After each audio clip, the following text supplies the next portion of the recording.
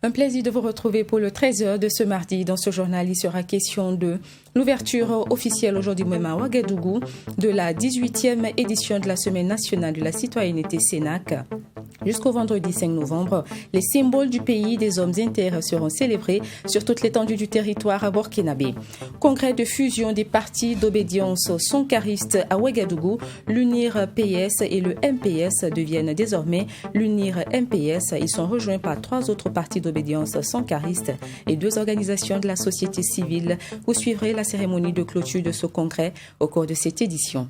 Bienvenue au deuxième rendez-vous du journal sur True TV. Nous vous le disions il y a un instant, les ministres burkinabés de l'Éducation nationale et de l'Enseignement supérieur ont procédé ce matin à Ouagadougou au lancement officiel des activités de la 18e édition de la Semaine nationale de la citoyenneté CENAC.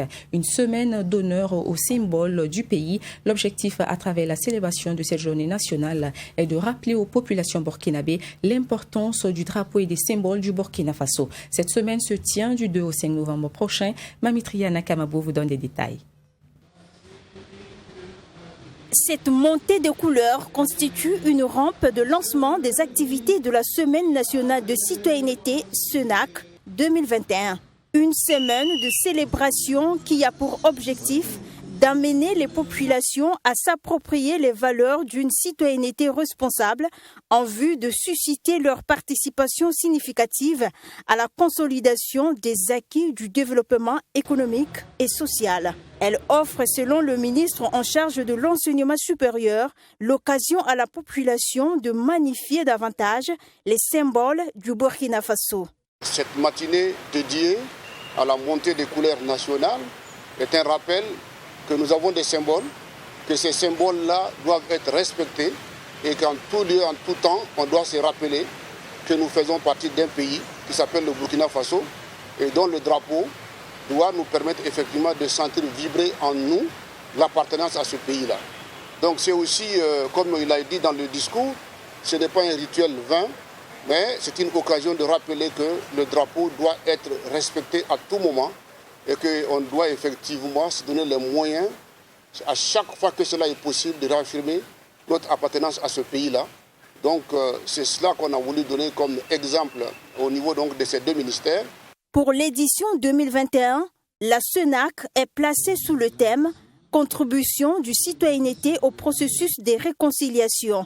Au cours donc de cette 18e édition, des activités de sensibilisation, d'échange et de concertation seront organisées sur l'ensemble du territoire national. Il s'agit en outre de conférences dans les écoles et les universités, d'une caravane de sensibilisation sur les bonnes pratiques citoyennes dans les marchés et arts, de jeux concours sur le civisme et la citoyenneté, d'un dialogue intergénérationnel qui se tiendra le mercredi 3 novembre à partir de 15h au Sénasa, d'une cérémonie de clôture consacrée à la reconnaissance de mérite à des personnes physiques et morales, modèles d'engagement citoyen. La Semaine nationale de la citoyenneté a été initiée depuis 2004. C'est un cadre d'information, de plaidoyer et d'interpellation de l'ensemble de la population sur les valeurs civisme et de citoyenneté. La semaine a ouvert ses portes ce 2 novembre 2021 et prendra fin le 5 novembre prochain. Dans le cadre de la commémoration du 61e anniversaire hier des Forces armées nationales au Burkina Faso, une nuit d'hommage a été dédiée samedi dernier à Ouagadougou aux forces de défense et de sécurité. Des associations de soutien au FDS, des parents de militaires, des orphelins des soldats tombés au front, ainsi que de nombreux artistes étaient au rendez-vous de ce devoir de mémoire. Une cérémonie qui a également permis d'honorer l'ensemble des forces armées nationales qui mènent depuis quelques années un combat acharné contre le terrorisme. Serge Caboret. En marge des festivités entrant dans le cadre de la commémoration du 61e anniversaire de la création des Forces armées nationales, une nuit d'hommage a été dédiée à l'ensemble de tous les anonymes qui mènent la lutte sur le terrain contre le terrorisme. Une cérémonie marquée par des prestations d'artistes militaires et civils qui ont égayé le public à travers des chants patriotiques en présence du chef du gouvernement Christophe Dabiré qui a pour sa part assuré les Forces armées nationales du soutien de la nation. Cette cérémonie sobre mais significative quant à sa dimension symbolique vise à vous rassurer que vous n'êtes pas seul dans le combat dans cette guerre contre l'ennemi. Vous avez le peuple entier qui vibre à l'unisson avec vous. Vous êtes en première ligne du combat, mais derrière, vous bénéficiez davantage du soutien de la nation entière dans toutes ses composantes. J'en veux pour preuve l'accompagnement de nos artistes musiciens à travers des œuvres spécialement dédiées au FDS et dont je salue la présence de certains d'entre eux ce soir. Au nom du président du Faso, chef suprême des armées, Christophe Dabiré a aussi salué la mémoire des soldats tombés sur le champ d'honneur dans la lutte contre le terrorisme. Vous avez lancé des offensives contre les gîtes terroristes dans les forêts de Kabonga, de Petega, de Fulsare et de Serma. De même, vous avez conduit parfois seul, avec une souveraineté et rassurante efficacité, parfois conjointement avec d'autres pays, des opérations de grande envergure telles que Otahuanou, Tanli, Komoé, Kuldagu et Ndofou. Lors de celle-ci, vous avez fait montre de professionnalisme, d'engagement et de courage, infligeant ainsi des pertes substantielles à l'ennemi.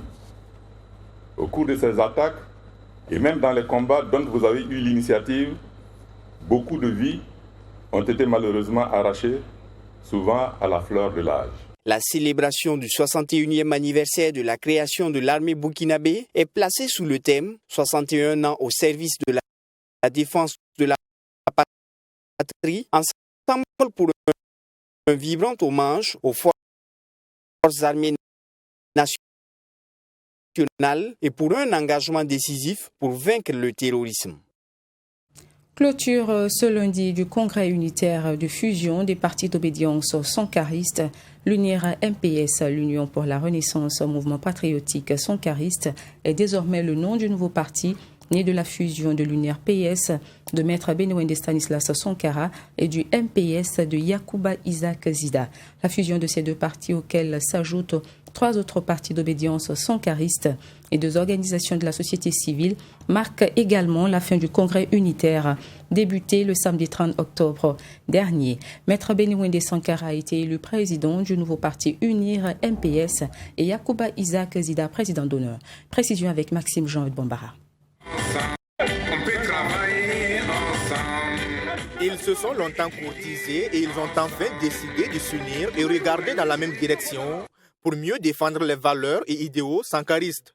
Cette cérémonie de clôture de ce congrès unitaire consacre donc la fusion de 5 partis progressistes et de 2 organisations de la société civile, tous d'obédience sankariste.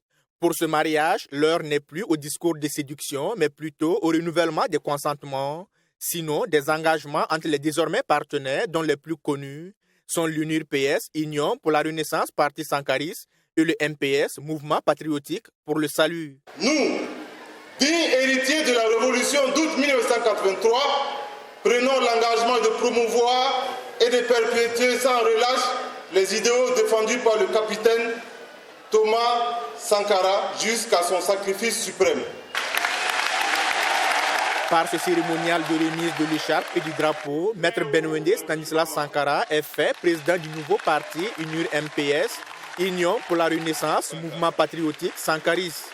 Sa mission, restructurer et implanter le parti sur l'ensemble du territoire national en vue de la conquête du pouvoir. Mais en attendant, les municipales de mai 2022 sont en ligne de mire. 2022 d'abord, parce qu'il y aura des élections de proximité. Nous nous engageons dans toutes les batailles électorales, comme on l'a fait depuis le retour à l'ère démocratique en 1991, quand le Burkina Faso a renoué avec l'état de droit. Donc vous avez constaté que c'est dans cet élan, dans cette progression, que sankarisme a pu faire son implantation et aujourd'hui nous avons des acquis. Des progressistes, donc nous défendons des valeurs de gauche. Donc nous prônons, comme tout parti politique de gauche, un socialisme à notre manière, à l'exemple du président Thomas Sankara. Yacouba Isaac Zida, président d'honneur du nouveau parti, toujours en exil au Canada, a salué par visioconférence la tenue de ce congrès qui consacre cette fusion. La naissance d'un parti est comme celle d'un bébé et procure beaucoup de bonheur. La joie que nous éprouvons ce jour ne doit pas cependant nous faire oublier que le plus important est sa paix. Aider le bébé à grandir dans les meilleures conditions et devenir un adulte utile à sa famille et à l'humanité. Je vous encourage donc à faire tout le nécessaire pour garantir à notre bébé une croissance harmonieuse. En plus de l'UNUR-PS et du MPS, les 3 autres partis sankaristes et progressistes qui ont adhéré à la fusion sont l'Union pour la Renaissance démocratique, Mouvement sankariste URD-MS, la Convention des patriotes Faso-Bara, CPP-FB, le Parti pour la justice et le développement, PJD. Faso Cause et le mouvement Jeunesse Sankariste Unie sont les 2 organisations de la société civile qui ont également adhéré à la cause. Cette fusion a été célébrée en présence des militants congressistes, des représentants des partis de la majorité et de l'opposition, des délégations étrangères et des représentants du corps diplomatique témoins de l'événement. Un compte-rendu de Maxime Jean-Eudes Bambara.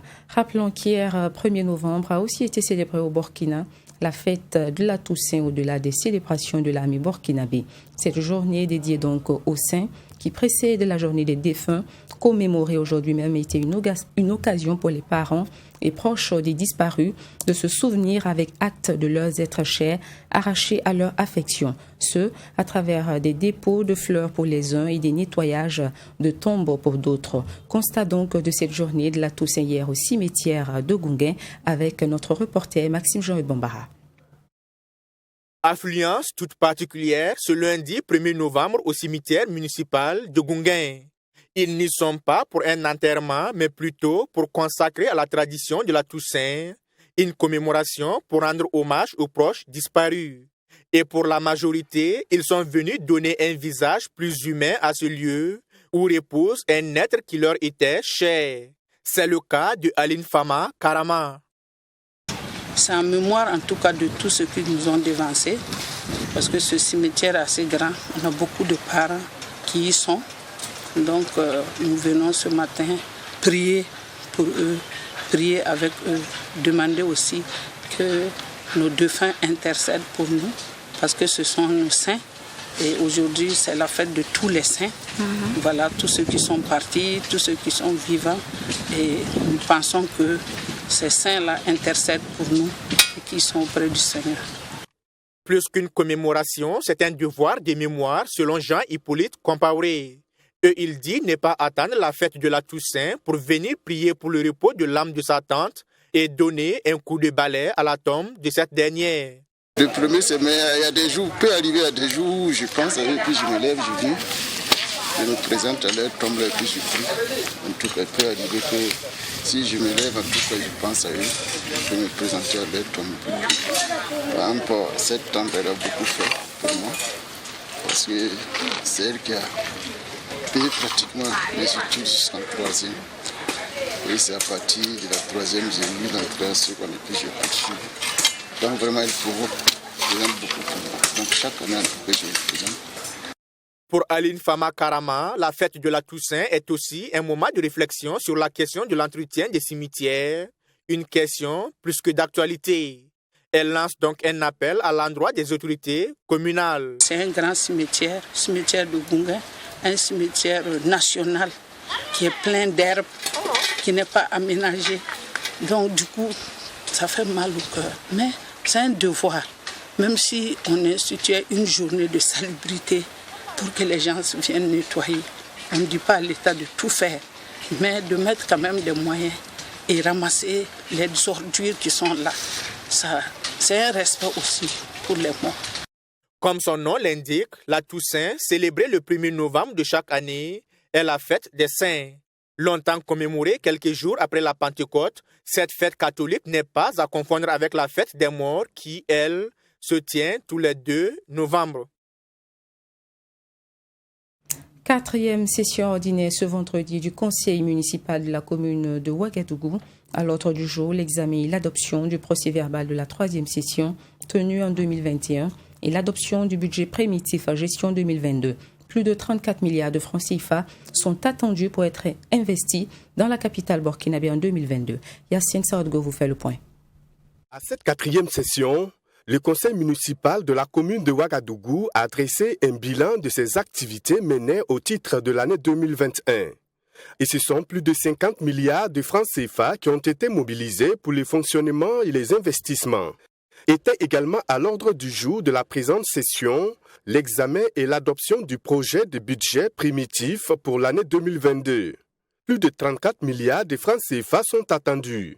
Un budget qui va faire la part belle des investissements et au renforcement des capacités des acteurs de la ville de Ouagadougou.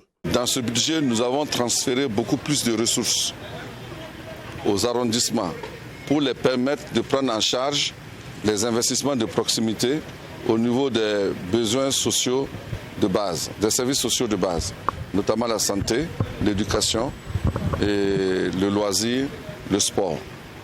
Et donc nous sortons de cette session-là vraiment réconfortés parce que les conseillers ont beaucoup participé en posant des questions pertinentes pour comprendre les investissements qui vont être faits pour la ville de Ouagadougou. Donc cela nous permet vraiment d'envisager 2022 avec beaucoup de sérénité. Sur 20% du budget recommandé par l'État pour les investissements, le conseil municipal a pu prélever plus de 60%. Ce qui est un motif de satisfaction à en croire le bourgmestre de la ville de Ouagadougou. Mais vous savez que sur nos recettes propres, sur le budget des recettes propres, l'État nous oblige, les textes nous obligent à prélever au moins 20% pour faire des investissements. En dehors des compétences qui nous sont transférées, en dehors des financements extérieurs, en dehors des subventions. Mais nous sommes allés jusqu'à 67% de prélèvement sur tout le budget pour pouvoir faire les investissements. Donc il faut dire qu'une grande partie, et cela s'est reflété aussi dans le budget des arrondissements, parce que les arrondissements ont des budgets que nous les déléguons, et nous avons donné une orientation qu'ils ont respectée. Eux également, ils ont mis beaucoup plus de moyens dans les investissements de proximité que dans leur fonctionnement. À ce rendez-vous du conseil municipal de la ville de Ouagadougou, d'autres questions ont été soulevées, telles la construction des bâtiments pour les mairies des arrondissements qui sont jusque-là en location. Question foncière à présent, le mouvement des jeunes pour la transparence dans la gestion du foncier à Saba était hier en assemblée générale. Objectif, donner des informations sur leur plateforme revendicative qui exigeait un audit sur la gestion du foncier dans la dite commune. Cependant, une synthèse des constats de terrain par les équipes de contrôle a relevé des insuffisances dans cette gestion du foncier sur les 18 points de leur plateforme revendicative. Les détails avec Michael Tougré. Réclamés par les populations de Saba, les autorités compétentes vont finir par accepter et commanditer un audit sur la gestion du foncier dans cette commune. Une commission est mise en place et la gestion du foncier passée au peigne fin. Les conclusions de l'audit à travers un constat selon les protestataires qui ont obtenu copie sont sans appel et les confortent dans leur lutte pour une gestion saine du foncier dans la commune de Saba. Sur les 18 points de revendication des populations, les équipes de contrôle terrain ont constaté des irrégularités à tous les niveaux. Le premier point, nous avons parlé du morcellement de réserve. Donc, l'audit a constaté également ces morcellements-là. Nous avons parlé du nombre inconnu des promoteurs immobiliers dans notre commune. Effectivement, ils ont fait l'audit, ils ont fait les constats. Donc, ils nous ont donné ce nombre-là. Et parmi ce nombre, c'est 28. Ils ont dit que c'est 28 promoteurs immobiliers, dont 5 disposent des autorisations de l'outil. Donc, les 25 là Donc vous comprenez. Alors, nous avons parlé également de cette situation mafieuse qui se passe sur la zone trame d'accueil de la Sonature. La Sonature n'a même pas eu une autorisation de l'outil sur ce site-là. Depuis plusieurs années, les populations protestent contre la mauvaise gestion du foncier par l'exécutif communal. Le cas le plus explicite reste celui de la zone Sonature qui oppose la mairie aux habitants. Selon les manifestants, ces éléments ne sont qu'une partie du rapport qui n'est toujours pas rendu public. Ils lancent donc un ultimatum d'une semaine aux autorités pour dévoiler le contenu du rapport d'audit sur la gestion du foncier au risque de passer à une autre étape de leur lutte. S'il y a une chose que nos dirigeants nous ont apprise, c'est qu'ils ne peuvent pas ou bien ils ne veulent pas réagir sans pression. Voilà. Maintenant, comme vous le constatez, une semaine pour nous dire voilà. Nous avons fait l'audit, voilà ce qu'il en est. Lors de la rencontre conjointe avec les deux ministères, on nous avait demandé d'éviter les remous, d'éviter les mouvements, pour qu'en fait on puisse diligenter l'audit pour que les choses aillent normalement. Chose que nous avons respectée. Et nous avons eu confiance à ce qu'ils nous ont dit. Nous avons eu confiance à ce gouvernement-là. Nous avons eu confiance à nos autorités. Nous avons toujours confiance en elles. Alors, le rapport a été déposé. Quand même, on doit sortir dire voilà, ça a été fait. Voilà, tel autre a raison ou tel autre n'a pas raison. En fait, nous situons quoi. Pour le moment, nous ne savons pas sur quel pied danser. Qu'est-ce qui s'est passé réellement? Qu'est-ce qu'il y a finalement? Nous ne savons pas. Il faut le rappeler que la gestion du foncier au Burkina Faso est source de tensions dans plusieurs localités. La commune rurale de Samba ne reste pas à marge de cette crise foncière. Les autorités sont donc interpellées à plus d'attention dans la gestion du foncier dans la commune rurale de Samba. La recherche scientifique et les innovations technologiques étaient à l'honneur du 26 au 30 octobre dernier à l'occasion du 13e Forum national de la recherche scientifique et des innovations technologiques FAIRCIT. Plusieurs stands ont mis en valeur des produits de recherche. Nous avons fait un tour dans quelques-uns de ces stands à la fois du FAIRCIT, découverte pour vous avec Sanata Serré. Ce sont les savoir-faire des chercheurs et innovateurs burkinabés qui sont ici mis en lumière à la fois du Forum national de la recherche scientifique et des innovations technologiques, FAIRCIT. Première étape de notre visite, le stand du Bureau de recherche et de transfert de technologies pour enrichir le Burkina et l'Afrique, BRTT. Cette structure est spécialisée notamment dans la fabrication et l'invention d'outils technologiques. Elle a inventé plusieurs appareils qui visent à faciliter le quotidien des populations, notamment les femmes. Parmi ces inventions, il y a la marmite électrique et solaire et la tisseuse automatique. Machine à tisser automatique parce que vous n'avez pas besoin tout simplement d'être là, la maman n'a pas besoin de lancer. Tout ce que vous avez à faire, c'est mettre les fils, d'actionner le moteur et tout prend automatiquement. Et 24 heures sur 24, ça fonctionne normalement. Et vous avez la possibilité de pouvoir faire sortir ces bandes de paille-là continuellement. Et il faut dire que la machine que vous voyez là a une durée de vie minimale de 20 ans. Donc si vous avez cette machine-là, vous pouvez dormir tranquillement parce que vous avez à tout temps des pailles tissées. Bien sûr, nous faisons la promotion actuellement des pailles tissées et c'est l'opportunité pour nos mamans déjà de pouvoir s'acquérir ces technologies-là afin de rehausser le niveau en termes de production. Aujourd'hui, nous présentons quelques produits de nos conceptions. Voilà, on a par exemple les machines à tisser, les encapsuleuses, on a les lave-mains, on a des machines pour faire la glace en 2 heures, on a des machines qui refroidissent l'eau ou la boisson en 10 minutes. Voilà, on a des marmites qui peuvent cuisiner avec l'électricité ou avec le solaire. Et on a des machines pour faire du yaourt, c'est-à-dire une machine qui ferme du yaourt en 4 heures. On a des séchoirs à gaz. Tout comme Issa Kwaku et son équipe, Brice Rwamba lui a inventé des toilettes publiques mobiles avec toutes les commodités. On a vu vraiment que la population en a besoin de ces trucs. Voilà pourquoi on a essayé, on a créé ça. Voilà. Donc c'est quelque chose qu'on peut se déplacer, ça peut se déplacer d'un site à l'autre. Donc c'est vraiment mobile, utilisable, sans problème, il n'y a pas d'odeur, toutes les commodités ont été installées à l'intérieur. Il y a des lave-mains, il y a des lave-mains, des WC, il y a urinoir, il y a hommes et dames, il y a uniquement aussi pour hommes et dames un seul. Autre stand que nous avons pu visiter à la foire du Forum national de la recherche scientifique et des innovations technologiques, Le stand du laboratoire d'histoire naturelle du département environnement et forêt de l'Institut de l'environnement et des recherches agricoles du Burkina Faso, INERA. Ce laboratoire est spécialisé dans la collection et l'étude des animaux, notamment les insectes et les reptiles, souvent utilisés dans l'artisanat et l'industrie pharmaceutique. Il a à son actif environ 6 000 espèces de serpents collectées et 15 000 échantillons d'insectes du Burkina Faso et de la sous-région en conservation. Pour la collection des insectes, on a plusieurs espèces. Donc on a des espèces nuisibles, on a des espèces utiles. Parmi les espèces nuisibles, vous voyez ici, on a des ravageurs de niébé qui sont là. Parmi les espèces utiles, on a des termites, de manière générale des termites. Et nous conseillons aux gens les techniques de production de ces insectes utiles là. Nous avons aussi des pollinisateurs qui sont là. Donc pour les serpents, ce sont les différentes espèces de serpents au Burkina. On a le python qui est là, mais aussi plusieurs espèces de vipéridés. Donc ceux qui sont intéressés par les différentes espèces de serpents, surtout pour les industries pharmaceutiques. Donc on a des espèces qui sont venimeuses, donc ils sont tous au laboratoire. Dans le domaine de la santé, l'Institut de recherche en sciences de la santé était également présent à cette foire pour présenter les résultats de ses recherches et montrer à l'opinion burkinabé son savoir-faire en termes de fabrication de produits pharmaceutiques. On a une variété de produits que nous avons amenés.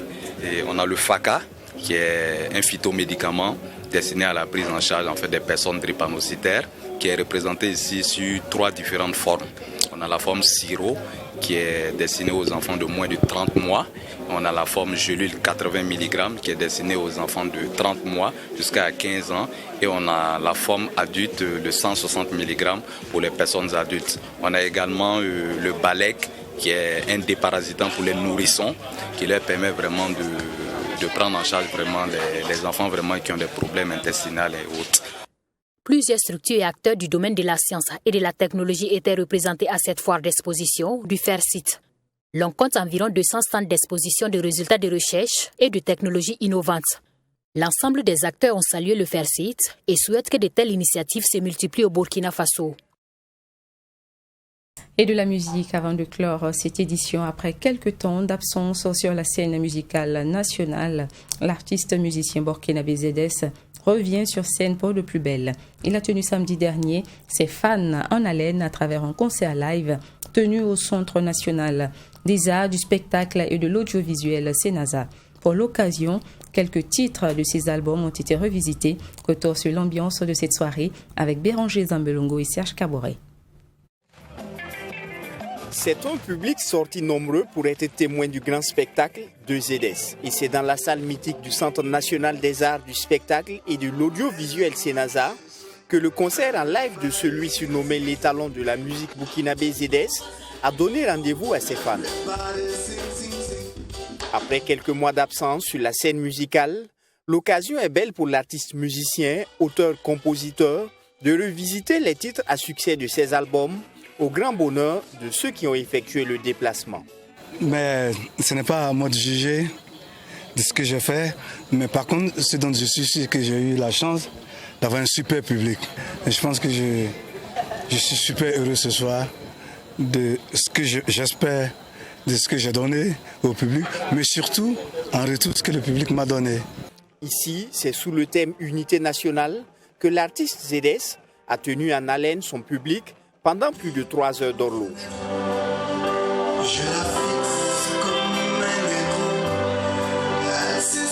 Dans une période aussi trouble, on se réconcilie et le degré au-dessus, l'étape au-dessus, c'est l'unité. L'unité d'action pour résister à l'envahisseur.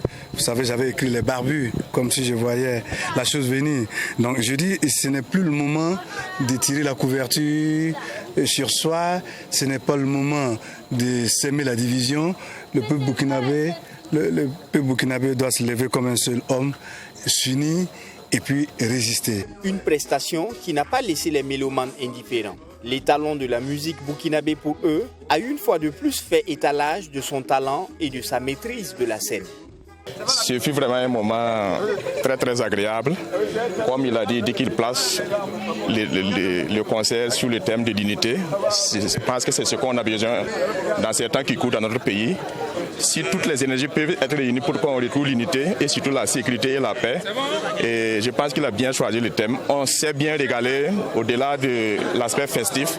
Moi j'ai aimé, et vous avez dû constater dans la salle que du début jusqu'à la fin les gens étaient debout, on reprenait les phrases, les chansons avec lui et donc c'était bien, on se revoyait dans les histoires de Ouaga sans char et tout.